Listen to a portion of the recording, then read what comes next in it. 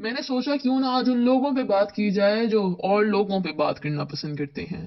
Media channels کی بات کی جا رہی ہے. جو پرائیویٹ نیوز چینلز ہیں وہ جاتے ہیں، ان کے پاس کوئی خبر نہ ہو تو فٹ پاتھ پہ جا کے ان کو بہت سی کہانیاں مل جاتی ہیں. کوئی کہیں سے آیا ہے، کوئی کہیں سے آیا ہے، لاہور شہر میں اکٹھے ہیں، تو کیوں نہ ان کا انٹرویو لیا جائے. اور اگر یہ اپنا پیٹ بھرنے کے لیے زنا کر رہے ہیں تو کیوں نہ ان کو شیم بھی کیا جائے. انٹرویو لینے والی عورت سے یہ سوال نہیں ہوگا تمہیں کسی چیز کی ضرورت ہے، کیا ہم تمہیں تھوڑے پیسے دے سکتے ہیں کہ تمہاری زندگی تھوڑی آسان ہو جائے، پھر چاہے کچھ دنوں کے لیے ہی صحیح. یا تم نے کل کچھ کھایا تھا، تمہارا پیٹ بھرا ہے، تمہیں کسی قسم کی کوئی تنگی تو نہیں ہے، ہم تمہارے لیے کیا کر سکتے ہیں ہمیں بتاؤ.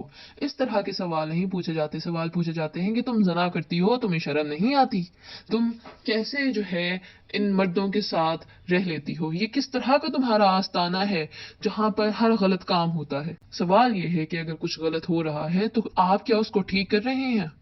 آپ ان لوگوں سے جا کر سوال کر رہے ہیں جو کہ اس حالت میں رہنے کو مجبور ہیں. آپ ان اتھارٹی سے سوال نہیں کر رہے جو ان لوگوں کی حالت کی ذمہ دار ہے. یہ لوگ کیوں نشوں میں پڑے ہیں، یہ لوگ کیوں زنا کر رہے ہیں، کوئی نہیں پوچھتا. مگر ہاں یہ ضرور بتایا جاتا ہے کہ یہاں زنا بھی ہو رہی ہے، یہاں نشے بھی ہو رہے ہیں، یہاں جہاز بھی اڑتے ہیں اور یہاں پر جہاز ہی سوتے ہیں. کیا یہ ظلم نہیں؟ کیا یہ زیادتی نہیں؟ ہوتا ہے تو ہو حرام نشہ، مگر نشہ عام ہے. کوئی پوچھنے والا نہیں کہاں سے آتے ہیں یہ نشے. پیٹ میں روٹی نہیں مگر جسم میں نشہ بھرا پڑا ہے. کوئی نہیں پوچھتا کہ کیا کرنا ہے. جو بھی دیکھتا ہے کہتا ہے جو چل رہا ہے چلنے دو. کوئی نہیں کہتا کہ ہمیں کسی بھی لحاظ سے آگے بڑھنا ہے.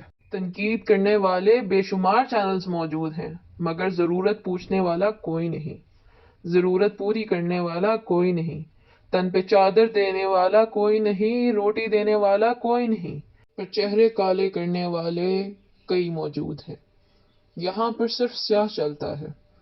جو بھی عمل سیاہ ہے وہی پکتا ہے. سیاہی اوڑھنا ہے، سیاہی بچھوانا ہے، سیاہی کھاتے ہیں اور سیاہ میں ہی جیتے ہیں. ہمارا ماضی بھی سیاہ تھا اور شاید مستقبل بھی سیاہ ہے. اگر کوئی کہے کہ امیدیں ہی تو زندہ رکھتی ہیں ہمیں، مایوسی حرام ہے. میرا ان سے بس یہ سوال ہے کہ جو ہو رہا ہے کیا یہ سب حلال ہے؟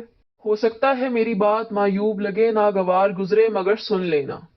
اگر تم مجھ سے پوچھو گے کہ کیا ایک زانی عورت غلط کرتی ہے تو شاید میں کہہ دوں نہیں. اور اگر تم مجھ سے پوچھو کیا وہ زانی عورت گنہگار ہے تو شاید میں تب بھی کہہ دوں نہیں. مگر شرط یہ ہے کہ وہ زنا اپنا پیٹ پالنے کے لیے کر رہی ہے. اس کا گناہ ہمارے حکمرانوں کے سر ہے.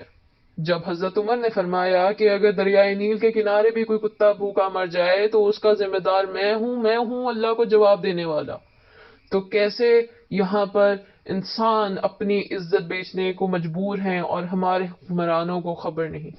کیسے لوگ یہاں پر نشوں میں پڑے ہیں اور ہمارے حکمرانوں کو فکر نہیں؟